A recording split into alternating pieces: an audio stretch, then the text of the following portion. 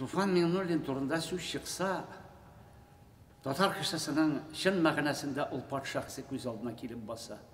Гади татар авылында туып, күп еллар узып, төрле профессияларда эшләп, Целинаны узып, Мәскәүдә укып кайтып, мәшһүр татар драматургысына әверелеп, Советлар Союзының югары советы депутаты, Татарстан парламенты депутаты, Татарстан язучылар берлеге рәисе булыр өчен табигатьтән бирелгән генә акыл, зәвык, милләтең турында кайгырта белү, җәмгыятьтә булган проблемаларны күреп, шуларны иң югары трибуннан яңгырата алу, булар барысы да гаять зур шәхескә ия булган сыйфатлар. Ләкин нинди генә биеклекләргә менмәсен, нинди генә үрләргә күтәрелмәсен, ул гомере буе гади кеше булып калды, гади җир кешесе иде.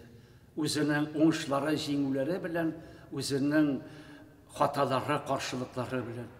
Мин Туфан абыйны менә шулай ике рәвештә кабул итәм. Аның яңа пьеса язып китерүе театрны селкетеп ала иде. Барыбыз да ул көнне дулкынланып, шатланып, сөенеп көтәдек.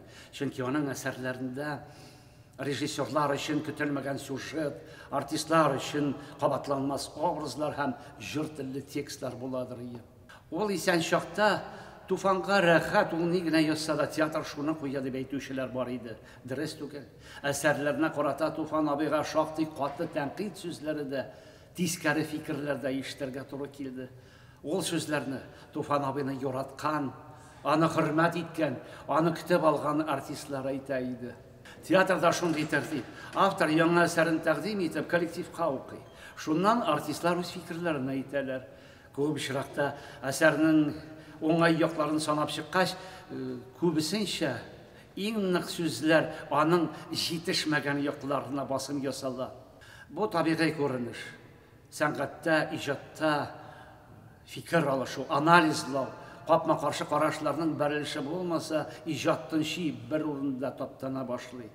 Ләкин күп авторлар тәнкыйть сүзен ишеткәч риза булмыйлар. Үпкәләп йөриләр, театрны сүгеп йөри башлыйлар. Туфан абый да ризалашмады. Туфан абый да үпкәләде. Кабул ителмәгән пьесасын күтәреп өенә кайтып киткән чакларда булды. Ләкин үпкәләсә дә, әйткән фикерләр белән килешмәсә дә, ул дәрәҗәсен төшермәде. Артистларга маңгай астыннан сүзеп карамады, театрны сүкмәде, риясыз булды. Чөнки гап-гади, эчкерсез кеше иде. Минемчә, аның уңышлы драматург булуына өч сыйфаты сәбәпче булгандыр. Беренчедән, ул көчле психолог иде, табигаты белән. Шуңа күрә тормышны, кешеләрнең язмышын яхшы белә, аларны игътибар белән күзәтә, күргән, ишеткәннәрен куен дәфтәренә төркәп бара иде. Күп авторлар үзләренең күргән, ишеткәннәрен куен дәфтәренә төркәп бара. Ләкин Туфан абый тормышны үзенчә тоеп, аңа гына хас булган ракурстан күрә белә иде шул. Ул һәр вакыт кулын бүгенге көн пульсында тотты. Җәмгыятьтә булган вакыйгаларның эчендә кайнады. Шуңа таянып пьеса язды. Шуның белән язучының максатын үтәп барды. Икенчесе, ул Мәскәүдә театр институтында укып, бөтен дөнья драматургиясын өйрәнеп, пьесаларны ничек язарга икәнен өйрәнеп кайткан кеше, специалист иде.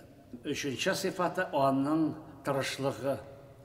Талантыңа белемне кушып уңышка ирешер өчен гаять зур хезмәт, фидакарлык, алай гына да түгел, Ходай Тәгалә биргән илаһи көч тә кирәк.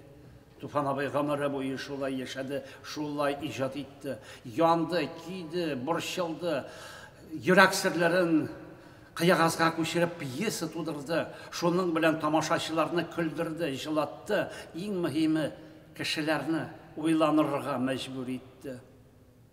Аның язу теле әдәби тел түгел иде бит. Ул филология кануннарына таянып язмады.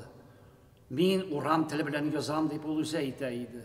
Аның әсәрләрен укып чыксаң, шуны аңлыйсың. Аның теле үзенә күрә бер фразеология, үзенә күрә бер байлык, шуңа күрә дә аның персонажлары да кабатланмас, җыр телле, үзенчәлекле булалар иде. Игътибар итегез. Аның әсәрләрендә әшәке, пычрак персонажлар юк. Һәрбер образның үзенең дөрестлеге, үзенең тормыш позициясе, үзенең сөйкемлелеге бар. Пьеса язганда да, югары трибуннан чыгыш ясаганда да Туфан абый бер вакытта да кыры рәсми сүз кулланмады. Ул һәр вакыт җанлы сүз таба иде. Шуның белән фикерен һәр даим кешеләргә җиткерә, аларны үзенең чыгышлары белән тетрәндерә иде. Аның тормышында тагы бер хәлиткеч вакыйга булды. Ул үзенең юлдашын, фикердәшен очратты. Ул кеше Марсель Сәлимҗанов иде. Минемчә, аларның бер чорда, бер үк театрда очрашуы Ходай Тәгалә кудрәте белән булгандыр. Татар театр сәнгатен байытыр өчен, аның дәрәҗәсен күтәрер өчен.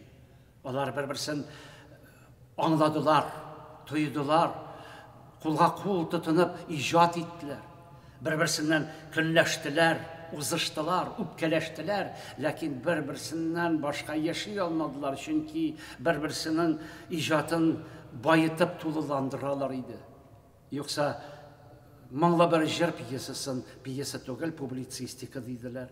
Сөяркәнең бу нинди, сөяркәнең фикере нәрсәдә дип гаҗәпләнделәр.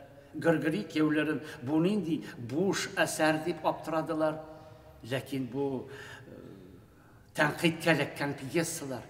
Марсель Сәлимҗанов кулыннан узгач, ул аларга җан өргәч, алар репертуарның иң яхшы спектакльләренә үрелеп, күп еллар буена тамашачыны шатландырып, сөендереп яшәделәр. Һәм аларның бу иҗади берлеге, иҗади эшчәнлекләре икесенең дә соңгы көненә кадәр дәвам итте. Бүген без Туфан абый турында иде дип сөйләшәбез. Нишләмәк кирәк? Адам баласының гомере кыска, ләкин кеше үзеннән соң якты ис калдыра икән. Исәннәр аны олылап искә алалар икән. Димәк, ул кешеләр каршында Аллаһ Тәгалә алдындагы бурычын үтәгән булып чыга. Һәм миңа калса Татарстан җитәкчеләре бик кирәкле һәм вакытлы карар кабул иттеләр. Озакка сузмыйча, бюрократия юлыннан җибәрмичә, Туфан Миңнуллинның исмен мәңгеләштерер өчен Казан үзәгендәге урамнарның берсен аның исеме белән атадылар. Һәм иң мәгънәлесе, ул урам Марсель Сәлимҗанов урамы белән киселешә. Шуның белән тоташа. Ул урамнан узган саен күңелемә рәхәт булып китә. Туфан абыйның җан җылылыгын тоям сыман. Ул хәзер шунда читтән генә безгә карап торадыр сыман. Безнең ничек иҗат иткәнебезне, кайсы юлдан барганыбызны, ничек яшәгәнебезне елмаеп кына күзәтәдер төсле. Ничек яшәргә икәнлеген, васиятен Туфан абый безгә үзенең Әлдермештән Әлмәндәр бабайы аша итеп калдырды. Урыны җәннәттә булсын.